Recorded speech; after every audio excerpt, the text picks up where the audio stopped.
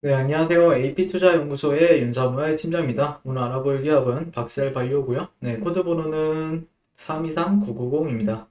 현재 시각 3월 9일 4시 32분을 지나고 있습니다.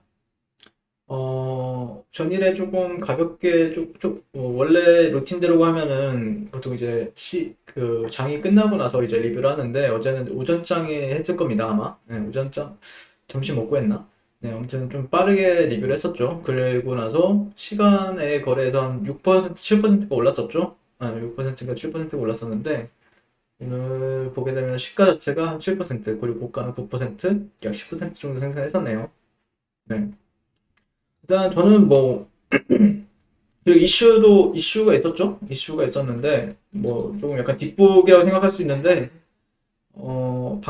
제가 방송을 어제 조금 일찍 했어요. 네, 일찍 해가지고 이거 인터넷이 안 되나요 또? 음, 지금 이사한 지가 얼마 안 돼가지고 인터넷이 막 왔다 갔다 합니다. 인터넷이 왔다 갔다 해요. 네, 이걸로 되나? 뉴스. 네. 주주총회 조직 결의. OX40L 관련 세포 배양 특허 소식이 있었죠? 네. 이거 시간의 이거죠? 네. 자연살의 세포. 네. 발현하는 배양 보조 세포 및 이를 이용한 자연살의 세포 배양 방법에 관한 것으로 본 발명에 따른 발현하는 배양 보조 세포를 말초 혈액 단핵구와 함께 공배양시킬 경우 일반적인 K562 세포주를 배양 보조 세포를 이용하는 방법과 비교하여 높은 수준의 순도 및 증폭률로 자연살해 세포를 증식시킬 수 있는 바, 자연살해 세포를 이용한 다양한 면역세포 치료 분야에서 치료 효율 및 치료 효능을 획기적으로 증진시킬 수 있을 것으로 기대된다. 그래서 당사의 주요 파이프라인인 박스 NK 면역세포 치료제는 환자의 말초혈액부터 제품의 주요 성분인 자연살해 세포만을 최대한 선택적으로 배양하여 높은 순도와 암세포 살상 능력을 확보하는 것이 중요한 사안이다. 네. 그래서 NK세포의 선택적 증폭을 위해서는 세포주 및 당사 고유의 사이토카인 칵테일. 사이토카인 칵테일은 무슨 말이죠, 이게? 이름 되게 이쁘네요. 사이토카인은 아는데 칵테일 이용할 제품을 개발 중에 있다. 라고 얘기를 하고 있네요. 그래서 대용량 생산 기술의 확보가 필수적이며 필요한 각종 기술 중에서 고성능, 고안전성의 요양세포주의 확보가 반드시 필요하다.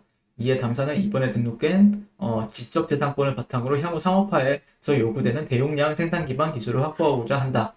네, 이렇게 얘기를 하고 있네요.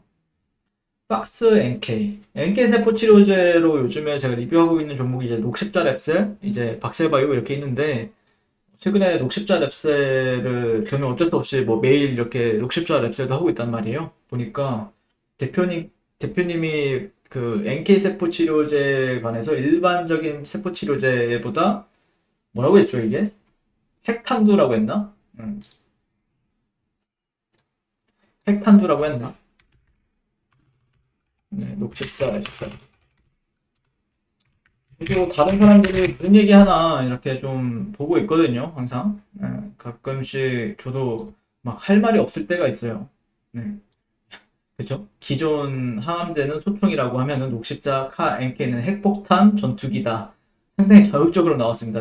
근데 이거를 이제 박대호 녹십자 랩셀 같은 비슷하죠? 비슷한 건데 뭐가 더 이제 좋은가는 이제 나중에 가면 알겠죠. 뭐가 더 효능이 좋고 그런 건 나중에 가면 알 것 같고 그래서 그럼에 따라서 세포 배양 특허 소식의 강세 이렇게 얘기가 나왔었는데 그래서 자연사례 세포를 이용한 다양한 면역 이게 보니까 요즘 그런 치료 그렇게 하는 데 있어서 3억 원 정도 한 번 투약하는 3억에서 5억 정도 든다고 하더라고요. 근데 그 녹십자 랩스 걸 얘기를 들어보니까 이게 상용화가 되고 대중화를 이끈다라고 하면은 10분의 1 가격 그러니까 3천에서 5천만 원 정도에 제공할 수 있게끔 상업화를 하겠다 이렇게 얘기를 하더라고요. 네.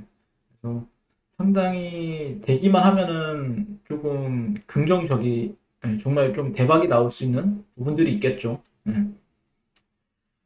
뭐 지켜봐야 되는 부분이 있는데, 아무래도 이제 그래서 이제 어제 영상에서 박세 공식 뜸 시회상 이렇게 했었고, 아티스트 화이트님도 오랜만에 오셔서 특허 공식 떴다. 박스보다 더 중요한 것뜸. 이게 앞으로 박셀한테 중요한 특허임. 음.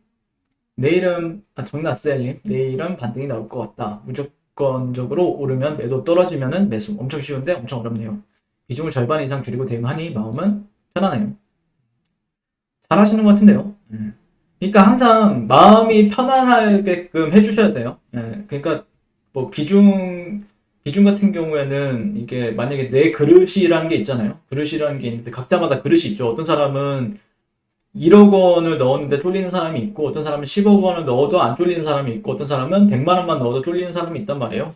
근데 각자 그릇대로 하는 게 가장 그래도 쉬운 대응 방법이 될 수 있습니다. 특허 공시로 인해서 내일 움직임이 있을 듯하다. 지금 마이너스 15%이긴 한데 삼전도 마찬가지고 삼전이나 박셀은 장기로 보고 있는 종목이기에 그냥 지금은 천천히 가고 있구나라고 생각할 뿐 조급함이나 불안해하지 않고 때를 기다릴 뿐입니다. 아, 옆대현님이네요. 아, 옆대현님. 네. 저는 그래서 어제 제가 말씀드렸던 거는, 저는 근데 약간 뉴스에 별로 그렇게 그러니까 뉴스, 그리고 재료라고 하죠. 그거를 재료 매매라고 하는데, 제가 재료 매매를 막 엄청 잘하는 편은 아니에요, 제가. 재료 매매. 재료를 보긴 합니다. 재료를 매일 아침마다 막 확인하고, 그리고 아침에 뭐 갭이 뜰 것 같은 건가? 갭이 뜰지 아니면은 조금 오늘 강세를 보일 수 있는 종목들을 추려놓긴 합니다. 근데 이제 그것도 이제 추세를 보면서 하는 거죠. 네, 추세를 보면서. 추세가 안 나왔을 때 재료 떠봐야 소용이 없습니다. 개인적으로는요. 그렇게 봐요. 네.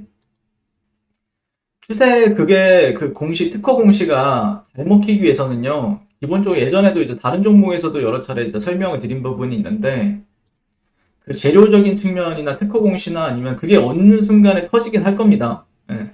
어느 순간이 되면은 터지긴 할 건데, 단기적으로 영향이 없는 이유는 개인적으로는 주가가 흐름이 있어서 5일선 밑에 있기 때문입니다. 21선 밑에 있고요. 그러면은 재료 잘 안 먹어요. 재료가 잘 안 먹습니다. 그리고 누구나 다 아는 재료면은 더 안 먹는 경우도 있고요. 근데 이제 만약에 주가가 이평선이 이런 식으로 이제 정배열 시장으로 돌아 나가잖아요. 그러면은 재료가 뭐 이게 재료인가 싶을 정도로, 이게 호재인가 싶을 정도인데 잘 먹어요. 아무것도 아닌데. 그리고 시장이 좋으면, 증시가 좋으면은 별거 아닌데도 잘 먹죠. 그래서 이거 재료 같은 경우에도 어떤 위치에 있느냐에 따라서 이게 써먹는 용도가 달라집니다. 그러니까 투자하는 데 있어서, 단기 트레이딩 하는 데 있어서. 네. 개인적으로 그렇게 생각을 하는데, 그냥 분봉을 보게 되면은 아직은 뭐 변동성은 그 사이에 있긴 한데 박스권이죠, 정확하게. 더 명확해졌죠. 오늘 상승으로 인해서. 오늘 터치한 가격대로 인해서, 이 주체가 지금 그려나가는 그림은, 우리가 느끼는, 여기서 딱 판단이 딱 서야 됩니다. 박스구나. 네. 어떻게 됩니까, 박스가? 가격대. 상단, 한 11만원, 10만 9천 원대. 그 다음에 하단, 뭐, 보게 되면은 한 9만 8천 원대가 되겠죠? 9만 8,700원. 네. 여기가 이제 하단이죠. 그러면 여기는 색상은 노란색으로 좀 바꾸고요. 명확해지죠? 네. 가격대가. 박스, 하단, 박스, 상단. 네. 그럼 박스권 전략은 어떻게 하나요? 그러면 보통 박스 하단이 무너지기 전까지는 매수 관점이고요. 박스 하단이 무너지게 된다라고 하면은 손절. 그 다음에 박스 하단이 지켜주면은 박스 상단까지 끌고 간다. 이게 기본적인 박스권 전략이죠. 네, 박스권 전략은 단순해요. 네. 그러면은 여기 가면은 돌파할 것 같고 그러잖아요, 보통. 음. 근데 여기서 간다는 건 조금 긍정적이긴 하죠. 왜냐면은 이평선이 이런 식으로 내려갈 테니까. 그러면서 이렇게 위에서 횡보하게 되면은 그냥 자연스럽게 돌파가 나올 테니까. 근데 그 전까지는 박스권 전략을 취하는 게 맞지 않을까 싶어요. 그리고 방향성이 위에 나오게 되면은 붙어서 따라 붙어서 위에 베팅을 하는 게 1차적인 전략이고요. 단순합니다. 그리고 만약에 하방으로 나온다. 그러면은 매수를 안 하면 되죠. 매수를 안 하면 된다. 그렇죠? 단순하죠. 하방이 나오고 나서 여기서 이제 사람들이 내렸어? 그리고 올라가네? 여기서 이제 개인들이 가장 많이 물리고 여기서 호재가 갑자기 나와요. 어떤 뉴스가 나와요. 그러면은 개인들이 여기서 가장 많이 물리고 떨어져야죠. 보통 이제 패턴이 그렇죠. 보통 세력주들 같은 경우에는요. 세력주뿐만 아니라 대형주도 비슷해요. 그리고 여기서 올라가게 되면은 지지받는지 보고 다시 한 번 더 올라가는데 여기나 아니면 여기 이렇게. 그러니까 방향성 매매죠. 이거는 여기는 이제 박스권 매매를 하시면 되고요. 그 다음에 이후에는 추세가 어떻게 그 방향성을 보는 겁니다. 그 다음에 그 이후에는 위로 올라가면은 여기 방향성 매매를 하시면 돼요. 네, 방향성 매매. 이게 강의인지 리뷰인지 모르겠는데 저는 개인적으로 그렇게 생각을 하거든요. 그러니까 방향성이 없을 때는 박스권 전략을 취하는 거고 박스권 전략 같은 경우에 이후에 방향성이 어디로든 터질 거긴 터지잖아요. 네. 그걸 그러면 가장 쉽게 판단할 수 있는 방법은 뭡니까? 이 박스권을 10만, 12만 원대로 돌파하느냐? 아니면은 98,000원이 이탈이 나오느냐? 그거를 가지고 판단할 수 있겠죠, 우리는. 네. 그럼 물론 이런 경우도 있을 겁니다. 자, 내렸어요, 주가가. 그리고 올랐어요. 근데 그러면 당연히 저항받고 빠져야 되는데 오히려 올라요, 이런 식으로. 그럼 어떻게 됩니까? 손절. 그러면은 다시 매수 관점으로 대응하시면 되죠. 네, 이런 당연한 거죠. 네, 여기 지지받는지 보고 다시 매수 관점으로 대응하시면 된다. 네, 그런 거죠. 단순합니다. 네, 그러니까 그러니까 약간 시장을 이게 주식이라는 게 뭐라 해야 되나요? 결국에 베팅이잖아요. 트레이더는 베팅을 하는 거고 투자하는 사람은 이제 조금 장기적으로 이제 보시는 분들도 있고 뭐 단기적으로 보시는 분들도 계시겠지만 일반적으로 이제 기업이 가지고 있는 기술력, NK세포 제로제, NKH, 박스 NK라든지 박스 루킨에 대한 가치를 판단하고 이제 투자를 하시는 거잖아요. 근데 트레이더는 그런 게 아니죠. 방향성을 보는 거죠. 트레이더들은 방향성을 본다라는 거죠. 그러니까 내가 트레이더라고 하면 방향성을 보는 게 맞고 그 다음에 내가 투자자라고 하면 할 게 없죠. 그냥 이 회사가 일을 잘하고 있는지 어떤 공시가 뜨는지 그거를 이제 판단하시면 되는 거고 이번 공시는 그러니까 중기적인 시각으로 봤을 때는 절대 나쁜 건 아니죠. 네. 좋은 공시죠. 좋은 공시. 네. 이게 목적이 분명하잖아요. 지적재산권을 바탕으로 향후 상업화에서 요구되는 대용량 생산기반 기술을 확보하고자 한다라고 얘기를 하고 있으니까 좋은 거죠. 네, 좋은 겁니다. 네. 근데 이제 트레이더들 입장에서는 이제 방향성이 그 공시가 뭐가 떴든 방향성을 더 중요시 여기니까 추세라고 하죠, 그거를. 네. 추세를 볼 때는 그렇게 보는 게 맞지 않을까라고 생각합니다. 네. 아직까지는 이때 한번 반등이 세게 왔긴 했지만 전반적으로 글쎄요. 볼까요? 뭐 특이사항이 있나? 3, 2, 3, 9. 뭐 특이사항은 없어 보입니다. 네. 특이사항은 네. 어느 정도 그러니까 개인적으로는 글쎄요, 이게 좀 추세를 판단하기엔 좀 무리가 있는데, 무리가 있을 때는 추세가 나오고 난 다음에 판단하는 게 좋아요. 네, 개인적으로는 그렇게 생각을 하는데, 어쨌든 돌파한 건 사실이고, 이 안에서 박스를 형성한 것도 사실이다. 그러면은, 밑으로 내려온다라고 하면은 이 구간에서 이제 반등을 보게 될 것이고, 이 구간이 다시 한 번 더 지지 구간인지 테스트하는 위치가 될 것이고요. 그 다음에 올라가게 된다, 여기서 올라간다, 이렇게 가게 된다라고 하면 그 방향성에 따라서 어쨌든 하락 추세는 돌파가 나왔고, 그 다음에 여기는 또 지지를 받았고, 그 다음에 돌파가 나왔기 때문에 그 방향성이 상방으로 주체가 상방으로 가지 않을까라는 기대 심리를 가지고 대응할 수밖에 없는 거죠. 이런 식으로 나오게 되면은 다시 한 번 더 올라가는데 베팅을 하는 게 맞지 않을까라고 생각하고요. 이런 데가 이탈이 나오면은 조금 이 직전의 매물대와 이 트렌드 하단 구간이랑 트렌드 상단 구간이랑 겹치는 구간들에서 교차점에서 조금 단기적인 매수가 유입이 될 것을 기대하면서 지켜보는 게 맞겠죠. 네, 개인적으로 그렇게 바라보고 있습니다. 네, 이상 박셀바이오에 대해서 리뷰를 마치게 될 것 같고요.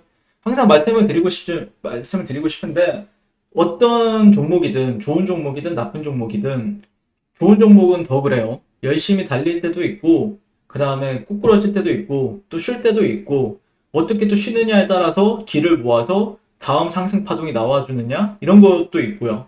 네. 그렇기 때문에 모든 걸 열어두고 지켜보시는 게 맞다라고 생각을 합니다. 이상 박셀바이오에 대해서 리뷰를 마치게 될 것 같고요. 오늘도 시청해주셔서 감사드립니다. 아, 네. 그리고 무료 추천 종목을 매일매일 드리고 있습니다. 네이버에서요. AP투자연구소를 검색하시고요. 네. 웹사이트 상단에 AP투자연구소 홈페이지로 갈 수 있는 링크가 나옵니다. 클릭하시게 되면 홈페이지로 접속을 하실 수가 있고요. 화면 가운데 라이브로 깜빡깜빡하는 게 보이실 겁니다. 그 밑에 2021년 무료 추천 종목이 있고요. 클릭하시게 되면 매일매일 저희 소장님께서 댓글로 리딩을 해드리고 있습니다. 네, 3월 5일, 3월 4일 이렇게 계속해서 매일 추천 도와드리고 있고요. 오늘의 추천 종목의 동향을 한번 살펴보도록 하겠습니다. 7시 22분부터 댓글 리딩에 들어가신 걸 볼 수가 있고요.